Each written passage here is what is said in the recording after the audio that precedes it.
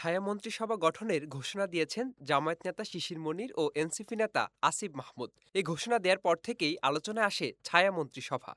মূলত ছায়া মন্ত্রিসভা হলো এমন একটি রাজনৈতিক কাঠামো যা সাধারণত বিরোধী দল গঠন করে।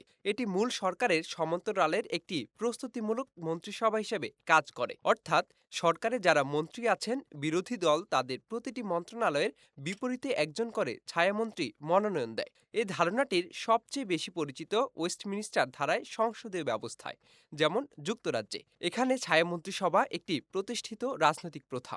সেখানে বিরোধী দল নিয়মিতভাবে সরকারের প্রতিটি নীতি বিশ্লেষণ করে, সংসদে প্রশ্ন তোলে এবং বিকল্প নীতি প্রস্তাব দেয়।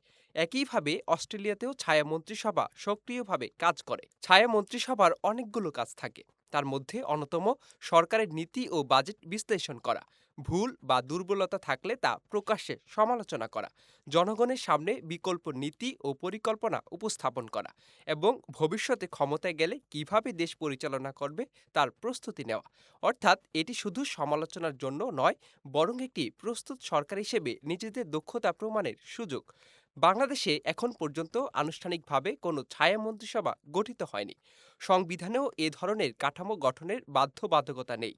তবে সংসদীয় গণতন্ত্রকে কার্যকর ও জবাবদিহিমূলক করতে রাজনৈতিক বিশ্লেষকরা দীর্ঘদিন ধরে এ ধারণাকে গুরুত্ব দেওয়ার কথা বলে আসছেন। কারণ শক্তিশালী বিরোধী দল না থাকলে সংসদীয় গণতন্ত্র দুর্বল হয়ে পড়ে।